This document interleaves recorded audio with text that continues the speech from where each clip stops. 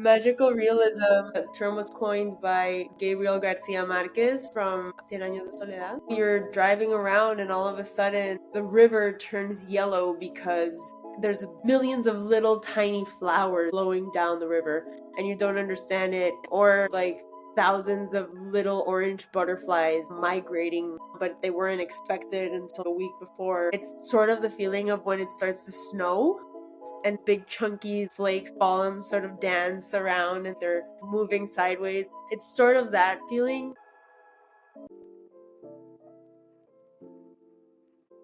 This is the Space Whispering Podcast with Rain, where we explore and design containers that whisper, you belong here exactly as you are. We are building a community of soulful whisperers and creators. Join us by subscribing, leaving a review, and following on Instagram at rainy_. If you're ready to transform your space into something authentically you, and if this episode inspired you, imagine the worlds we can create together. Book a discovery session at rainy.co. Download the freebie. Whispers, keep creating spaces that feed your soul, and let's whisper together. Besitos.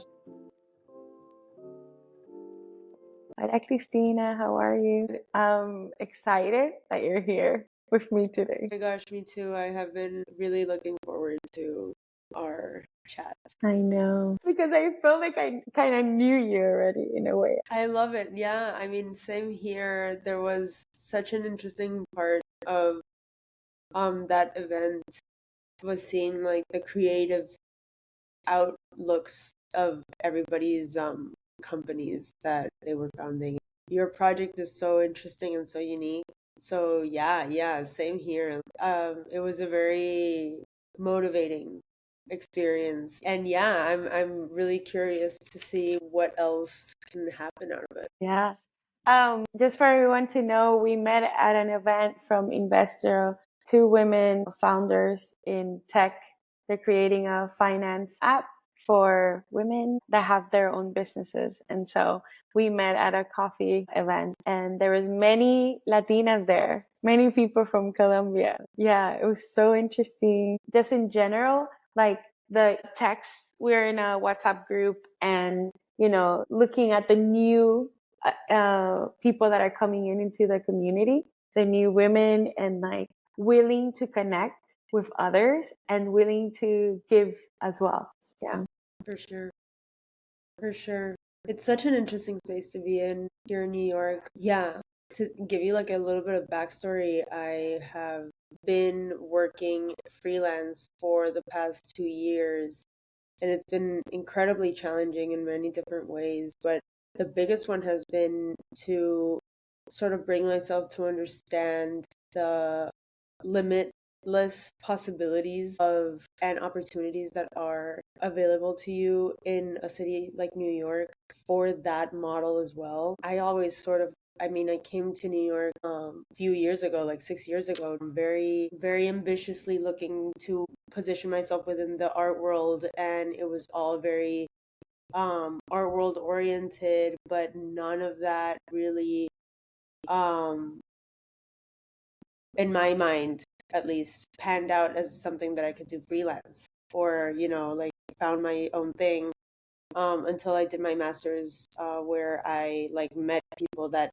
launched their own, their consultancies or galleries or whatnot. Somehow, though, that wasn't my immediate path either. Like, I didn't really dive into anything like that either. I actually was more interested. Well, also the pandemic hit at that point. So things were going very like tech directed. So I was more interested in working on and in like some sort of an app or software that would be able to help artists in some way or other. And that's sort of the line that I started taking within my freelance. So just to go back to that event, so many founders in totally different spaces, all women that are relatively young. It's a very, very interesting space. Oh, interesting. And the thing is, like, what they're doing, sometimes I think like what Joyce and Laura are doing is like they are together, so they're not alone. They have like a partner in themselves, and one probably tackles something that they have their fortes and obviously their weaknesses that they're probably working on. And to see them, and like, I sometimes feel like I want a partner too, and but maybe through the community, like. And it's great to see that, and you say it really well. It's a very collaborative um, way to look at things. Oh my gosh, and I feel that it's so refreshing, especially coming from the art world. Not to say anything about the world in general, but um I did struggle very deeply with how the energy within the space of producing catalogs periodically to put together an auction sale was very every 3 day there was a fire to put out, and it wasn't collaborative at all. And so it felt very every man for themselves sort of situation. Also very women heavy staff. And so, it's something that I have struggled with to find that space, and it was so surprising and like pleasantly surprising to find that actually in the freelance and investment space. Yeah. Let's go back. So I usually start with this, and I still want to do it, which is like your name, Cristina. And where does it come from? Why were you named Cristina? Did you have nicknames? And like, does it have a meaning for you, or a meaning that, you believe it's real about your name? And also because I know you've lived in different countries, like, how has been that transition with your name? That related to my name as well, or okay. My name is Cristina. I only have one name, which is weird for Latin Americans, but that is something that my mom, she calls it a favor that she did us, and me and my siblings, because she traditionally has a lot of names that were passed down from her mother and grandmother. My parents are very Catholic, so I'm the oldest of four siblings, and we all have like religious names of either saints or Catholic names. Not very Catholic in upbringing, but yes, within like my deeper roots. And that for sure, there's like something very spiritual about it. My parents brought a lot of meaning to it. I'm the oldest of four, as I mentioned. So I think that they came up with it very like naturally. There wasn't very a lot of like thinking about it. And yeah, to me it's always carried a lot of meaning. It's been a very interesting thing. I at one point or other I wanted like a second name, like a Maria or something. My sister is Anna Maria, so it makes sense. I really have always loved my name. When I came to the US, I realized that it's spelled differently here, and so I always have to correct the spelling. But it's a rarer name here. I like it that it has more than a few syllables, but it's not too long. I don't know. It's a good name to have, I think.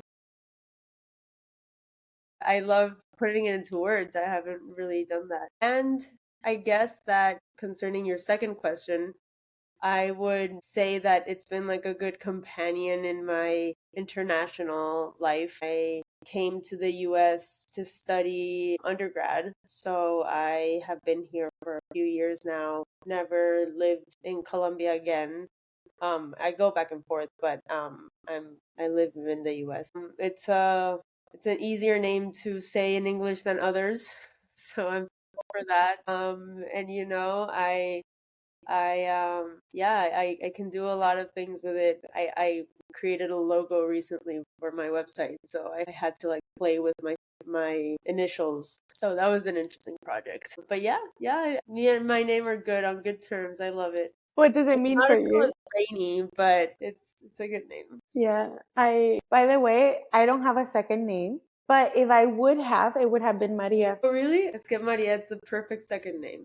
Because my sister is Maria and my mom is Maria. They're both second names is My mom Maria. is also Maria, and I'm like, excuse me.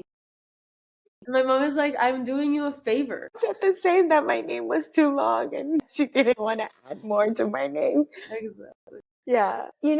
it like pushed me to accept my name eventually because, if not, I think I would have been like, yeah, Maria, Maria, Maria.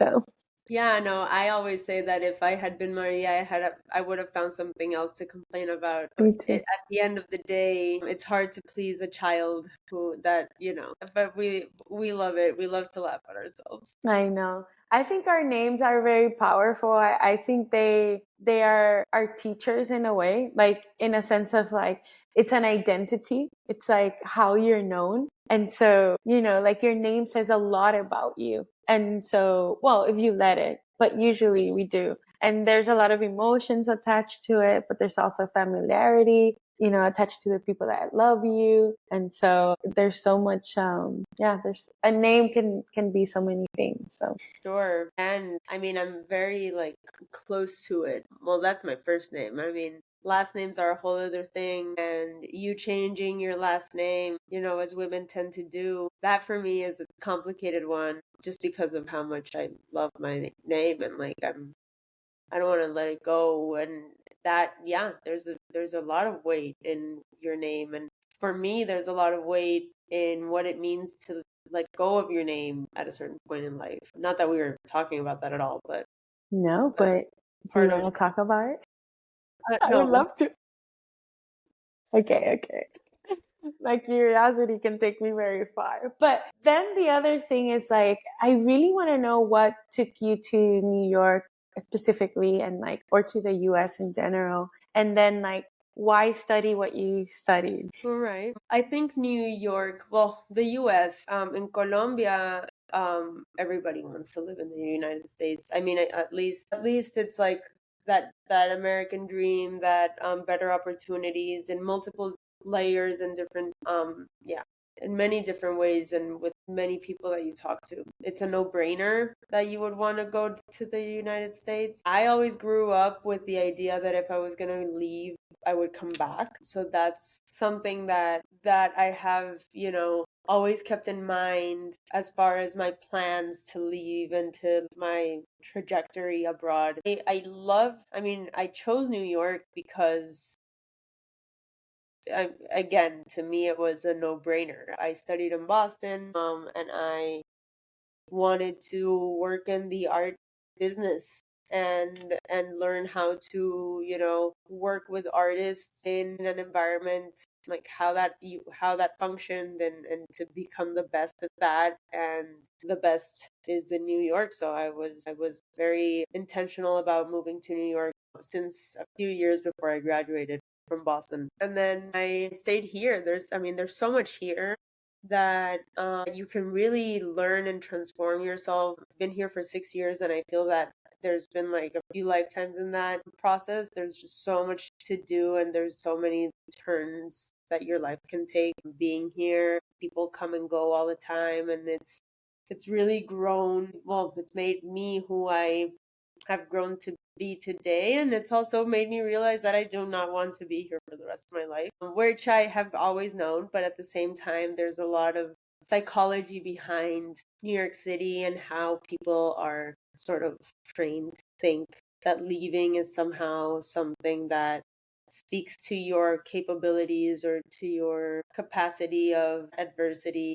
So I mean, I absolutely have loved living in New York, but it's been obviously a roller coaster, and it's a crazy hard place to live in, and it's changed a lot. It always changes. It's constantly changing, and it's, to me, that's like fabulous and amazing, but at the same time I'm convinced that is, I mean, I grew up with roots. I to me, like an old tree, you see old trees in the city, but they're very maintained and controlled. And I'm very attracted um to places that have something deeper. For me, I know a lot of people that are international that live in New York City, and people that are the most capable and intelligent, etc. Um, and I, until very recently, I didn't want to leave New York because I didn't want to stop being one of them. And it's taking some time to really think that and say, I do, I am all of that. I simply want to live somewhere where I can hear the birds every once in a while. So yeah, New York is a very interesting part of my experience, and it's always going to be here, and I feel that it's a part of my life that it's such a beacon of creativity and amazing production and amazing people. I want to establish coming back very often in the future. But it's a yeah. For me, there's so much other things to discover for myself that are outside of what, massive skyscrapers can offer. I don't know if we want to use all of what I just said, but that's basically the gist of it. Yeah.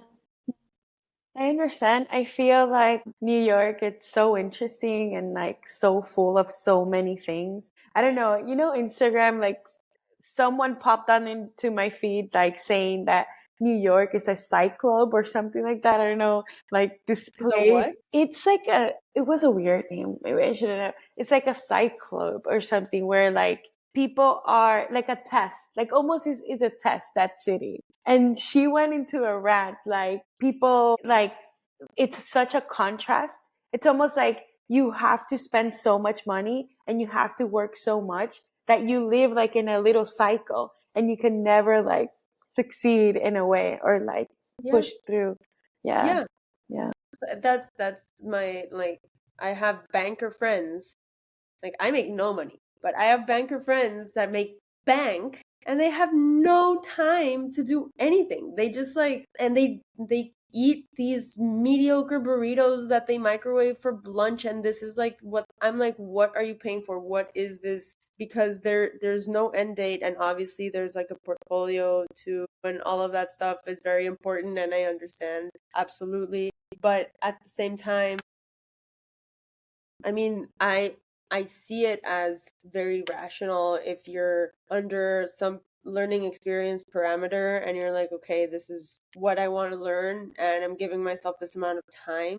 Or for you to find out that eventually, but people that remain here for decades who are not from here, I don't understand it. I mean, I understand it if you I mean, I don't want to generalize, of course, because there's thousands of situations, but there's a lot of capable people that would rather remain here under this false pretense of success and making it and pretending to be happy with your social environment, etc. And in actuality, it's not that way, and there's no facing that. So yeah, that's sort of where I've been lately. I've found myself lacking a lot of nature, and having good cultural experiences does not have to cost a liver. And if they do, I mean, I understand why people will turn away from culture and art and even fashion because it's the most expensive thing that you can purchase, as as a symbol of this New York success. So yeah, I think that in my leaving or in my plans to move to a different place, there's a lot of exploration around that idea. Because I know that I go back to Colombia and I tell people that I left to make my life in Colombia, and they're gonna look at me like if I'm cuckoo because they don't understand why I would, leave by my own choice. Yeah. Yeah. What took you to make that decision? For sure, I think my exit from the corporate art secondary market, that was for sure a wake up call as to the purpose that New York fills for me. Like I said, I really want to, well, since I've been freelancing, I can basically work from wherever, and that has made me understand or realize how living in, this outside the box sort of fun employed vibe where you're doing your own schedule and you're keeping up with all of your stuff and nobody's telling you what to do, and also you have to figure out a way to make money while you were, living in the city that you live in, there's a lot of, dark corners that you didn't previously notice about a city like New York. And I mean, I make better coffee at home, so if I'm gonna stay at home, why am I gonna, unless I can study at a park, but you know what I'm saying? Like, staying here is such a treat when you're visiting and when you're here to do a project and when you're here to launch your product and or you're here to network for a week and a half and just take out all the juice out of it. But if you're not carpe diem the whole time you're in New York, then you feel like you're wasting time and it drains you.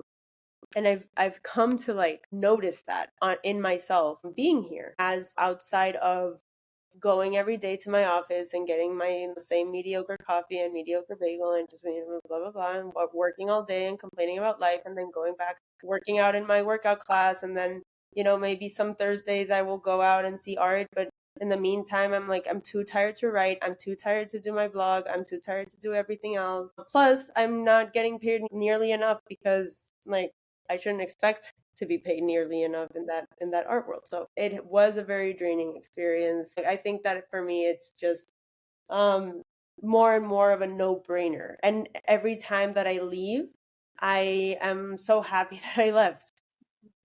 So yeah, to me it's a place to come. You do your most amazing thing and you come here and you spend 2 weeks and you give it your all.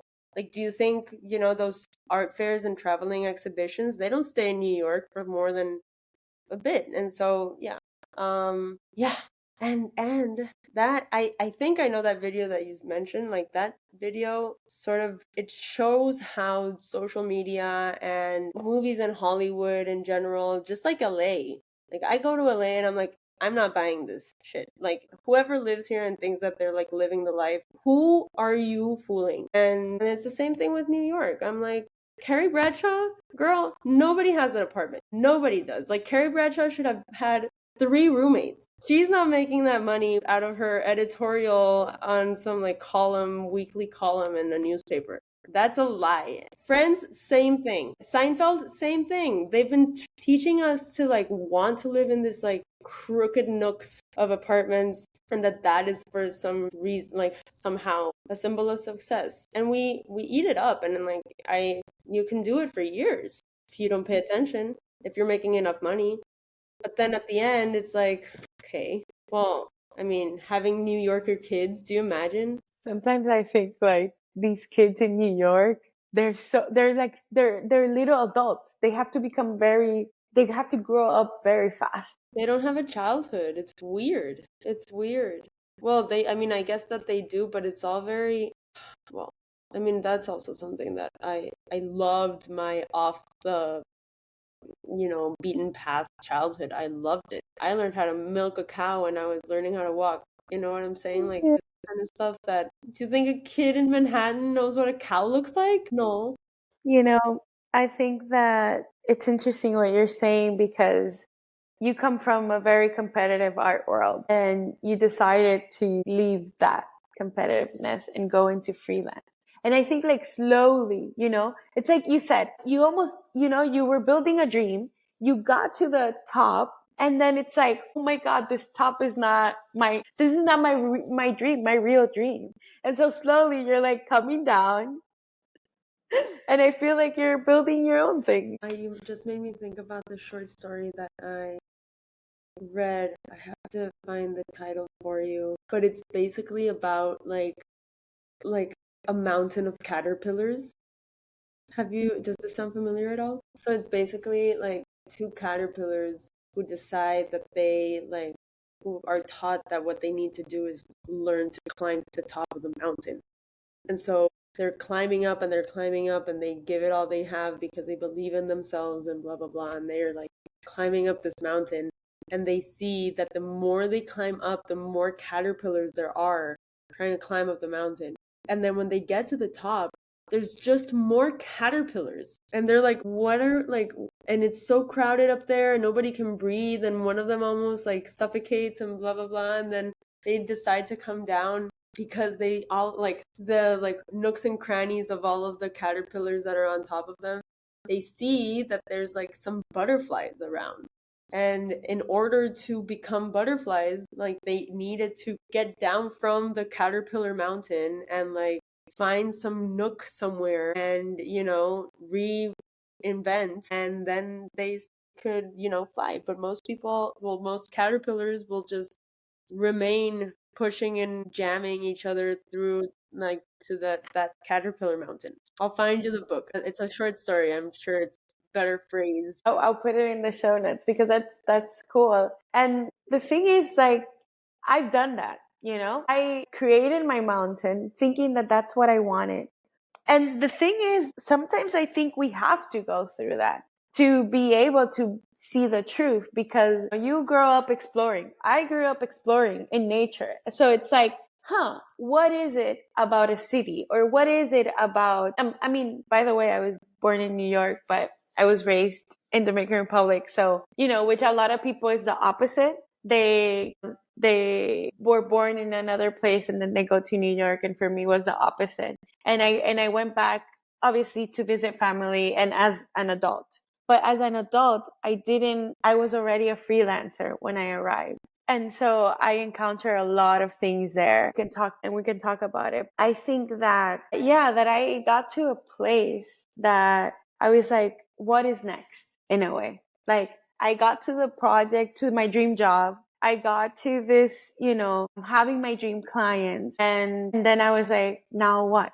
And I had this moment with literally nature. I was in Costa Rica and I was seeing this like huge alligator from a bridge, and my museum client calls me. I was designing a kids museum and I'm like, they know I'm on vacation. And I'm just like, my life back home, these alligators, my life back home. Who am I? What do I want? So I'm like, okay, slowly I'm gonna, transition. And I transitioned so much that I was like, who am I without architecture? Who am I without design? And then slowly, who am I without this person? Like, the people around me, my friends. Who am I without my family? And so it just kept going and going and going. And I think that would never end. But there's this peace now. And at least this year, because last year, I think that all these decisions that I made climbing down the mountain again, where people saw, oh, you had everything. Why are you going down the mountain? How can you leave New York, for example? Or like, how can you do this? And like, coming down, I think last year I felt like a huge guilt and shame. And like, also like, what is the future of Rainy? Like I couldn't see it, I just felt so much darkness. And I was in New York. I have my friends there.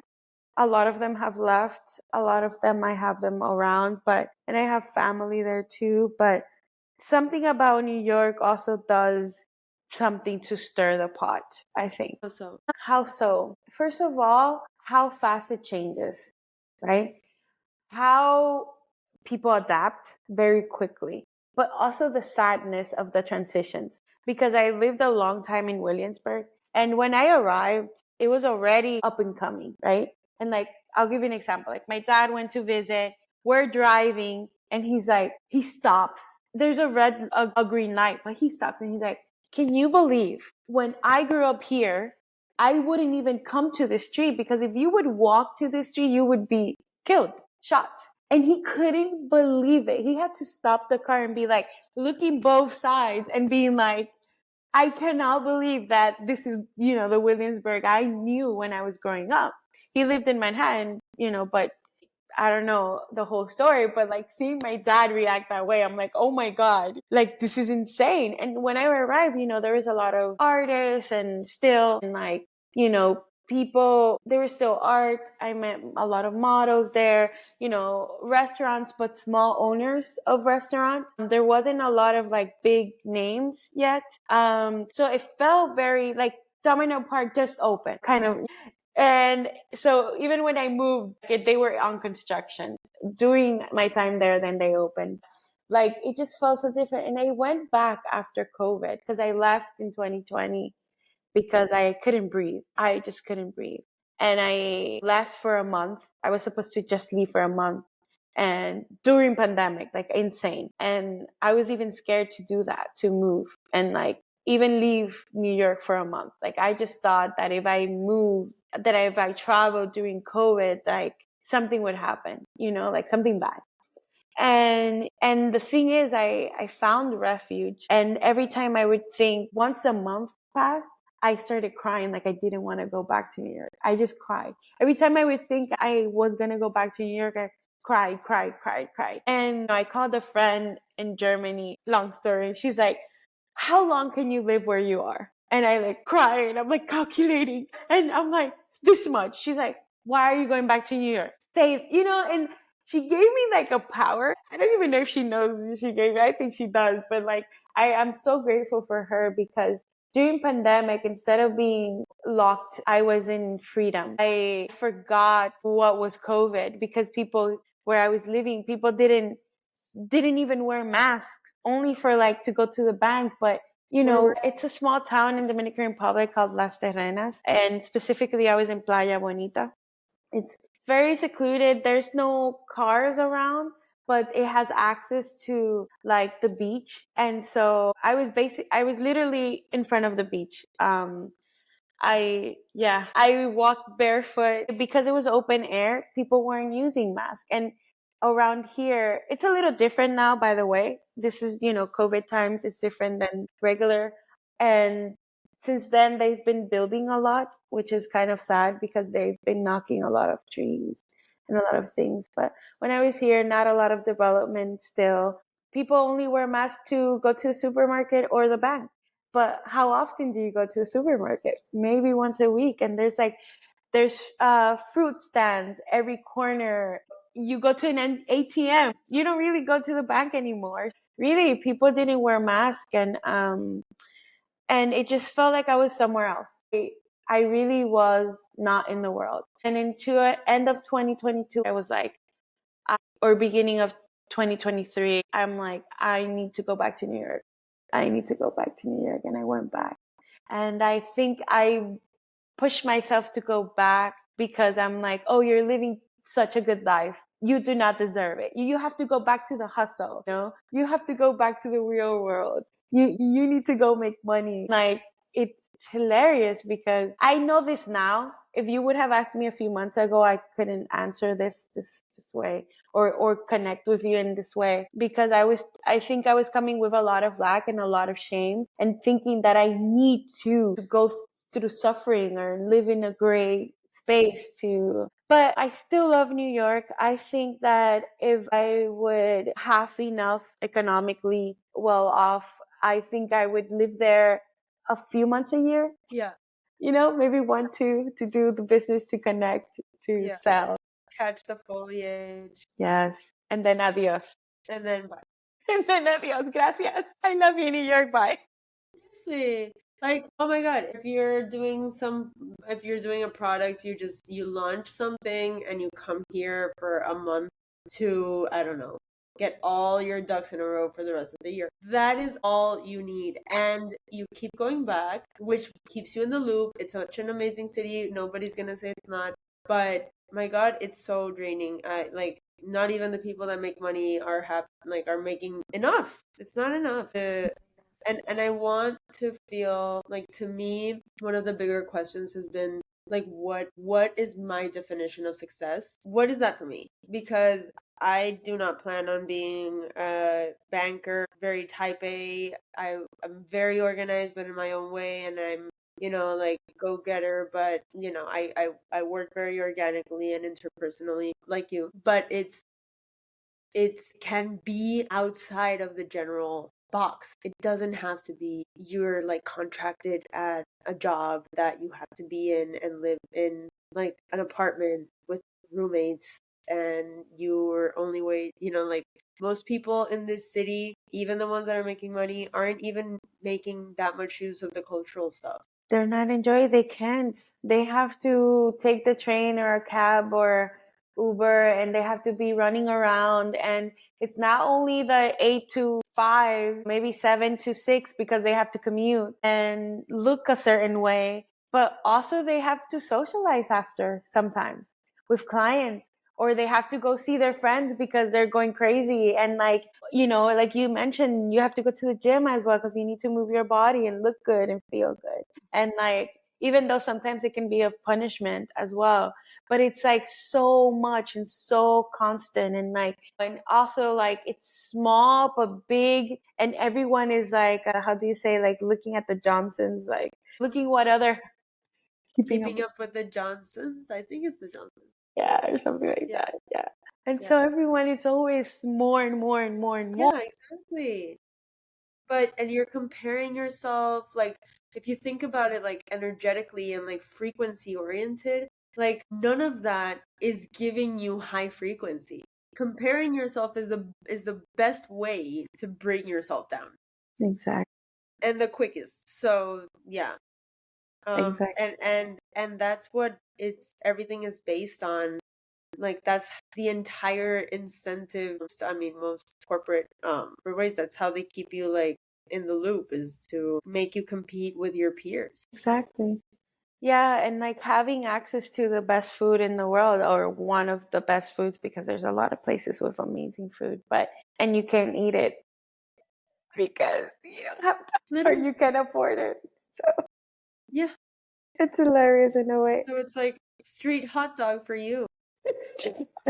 Eat it standing up because, or on the run. Or yeah, while you're moving. Yeah, because you need to go to the next. Yeah. Okay, so what is, okay, in a way, like I feel like I want to unpack a little bit of, you know, that future version of you that maybe it's coming out now. And like, I'm wondering, like, if anything, like, you know, since you were born and you have memory, like if there's a place that brought you a lot of joy that you remember today. And if, so that's a place, also a home, let's see, a space. I'm going to write it down because then I'll remind you, a place, a space. When I say space, like a home, and maybe you can talk about the decor, or and then the other thing is like work. So it can be even schoolwork. It can be like internship. It can be something that you were doing that brought joy, like a lot of joy into your life. All right. Love it. Okay, so place, right? And this is since forever, right? It's actually been something that I've been thinking about recently because of my imminent move. Is that the space or the place is Colombia? Where? Well, I grew up in Bogota, and I'm very lucky to have grown up close to the mountain range. Bogota is a very large city that has massive mountains, and the backdrop of the mountains is like something to behold. And it's a very particular like altitude, so it's tropical, but it's not warm. So it's very densely, like when it rains, and then if there's like when you get to the mountain, it's very dense, but it's not exactly jungle. I would call it forest because it's like higher up in altitude, so there's eucalyptus trees and pine trees and stuff. And so that's sort of where I grew up, and that's the ambience where I like find my safe space for sure. Mountainous background, chilly evenings, fireplace at night, libraries, classical music, or something chill like that. That's sort of my like where my mind goes for sure. Yeah. Within like a space, the fireplace. My dream home. I mean, the kitchen is very high up in my, picky list, but the fireplace, oh my God, that's such an important thing. And that reduces the places where I can live, but I don't care. I want a fireplace. A working wood fireplace. Wow. Okay. So does that mean that it's more in the outside and not in the city of Bogota? Or do you have the same access? I have a very lucky access to the city.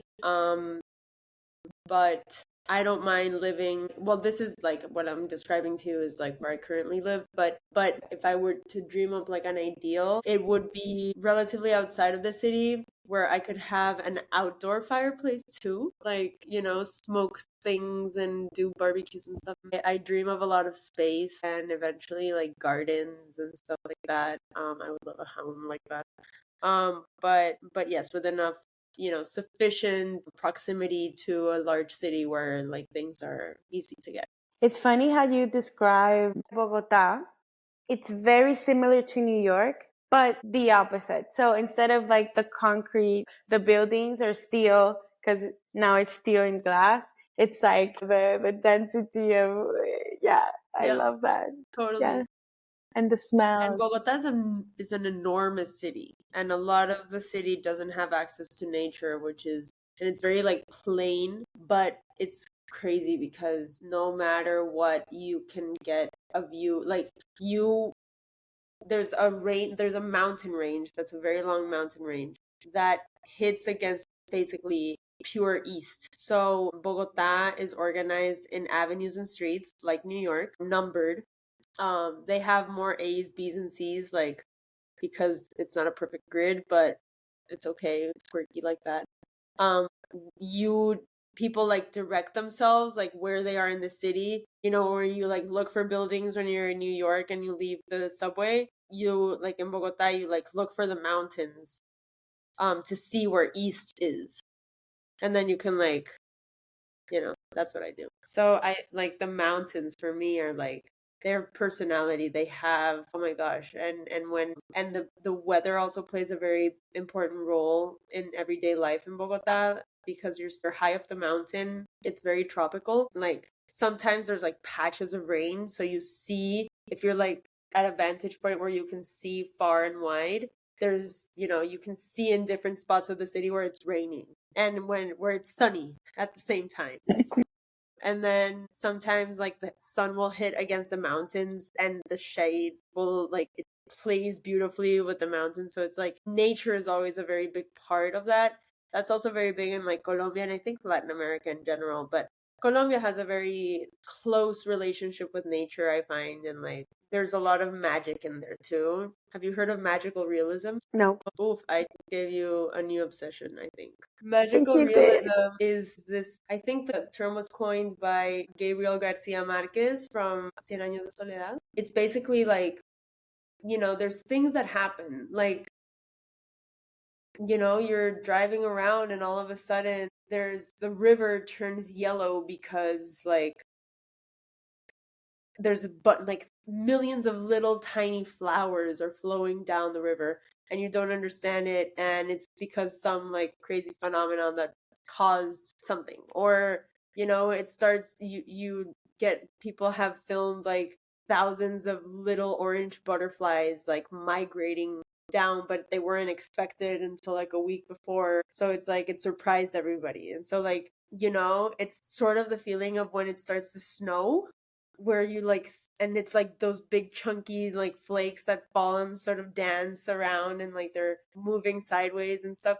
It's sort of that feeling. So yeah, I think that I have always like the place and the spaces in Colombia and like proximity to nature for sure. I love that. And then school and work. Is this like an ideal for me in the future or am I like looking back? You're looking back. Okay. Any moments that where you've worked or anything that you were doing and maybe it's not even work but like because I also mentioned like school so Yeah. it's like yeah somewhere there. Okay.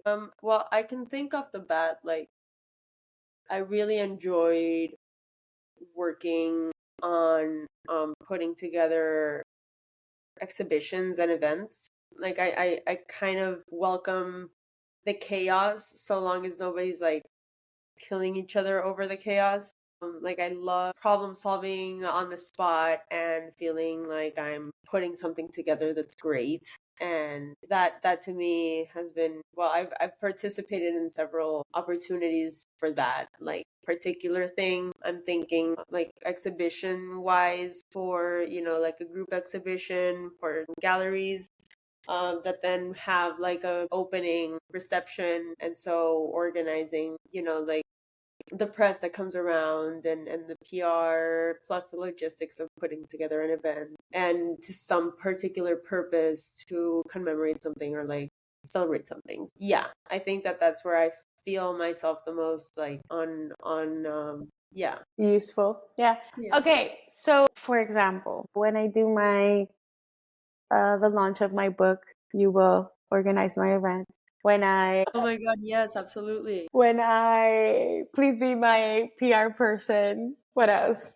Yeah, and I Yeah, can help you do the banner and the graphic design of it too, because that's what I've been doing recently. recently. So anything you need. No, I want it to be what you love. So I want to release all the stuff that you don't really like. Yeah. And then that's going to be your month in New York for the year. It's my launches. Yeah, yeah. Yeah. That I you're love going to organize. Yeah. exactly. Well, yeah. And I think well, I've been wanting to see how I can like incorporate it, like there's gallery people that I know that live in Colombia and that they come to New York and organize something every 3 months or four Yeah. months or whatever.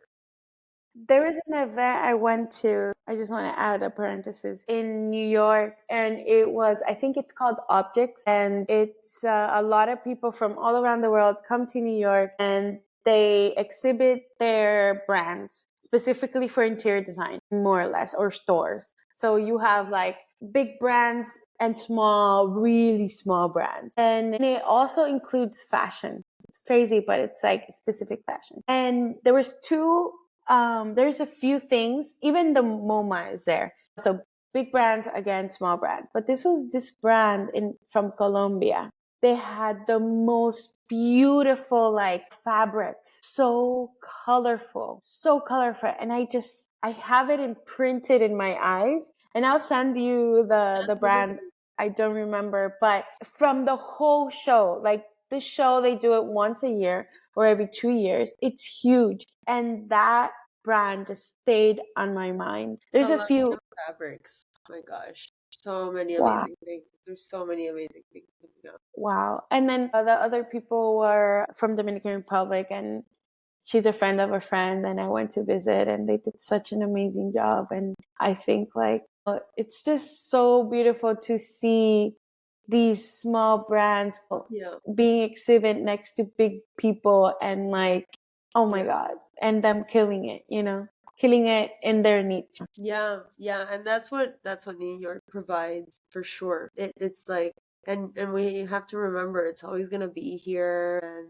we're lucky enough to like have that opportunity to come back and forth, the language, so all of that, it's just resources. And I think as women too, we put so much pressure on ourselves to like do everything and like how it looks and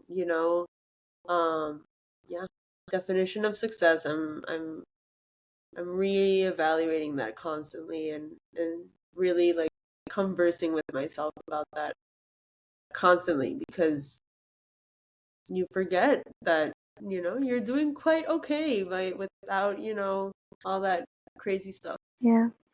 So, anything else you want to talk about today? And I'll have you back again because I really want to know what happens in Colombia if you decide to truly go back. And yeah, and then for our launches and our Absolutely. No, I think that just thank you for giving us that the space and the collaboration between two people, opening conversation like that. I think that as we were saying, just having the space is valuable enough and so many things can come out of that. So yeah, and we can just continue going and again, I'll send you my stuff, but anything that you need, I'm like super happy to connect. yeah, and how people can contact you is going to be in the show notes. So, and we'll release a clip in social media. So, Amazing. thank you so much. Besitos. Thank you again. Have a great day. You too. Space Whispers. Thank you for spending time with me today. Your host, Rainy, on the Space Whispering podcast. I hope today's episode gave you something to reflect on, inspire you, or energize you to create something beautiful. Help us grow this soulful community and spread the love by subscribing to the podcast, leaving a review, or sharing this episode with your community. If you're feeling called to transform your inner or outer spaces into a true reflection of you, let's connect. Schedule a discovery session with me at rainy.co or Instagram rainy_. What soulful actions will you take today? Keep listening to the whispers of creation and let your soul's magic flow into the world. See you soon. Besitos.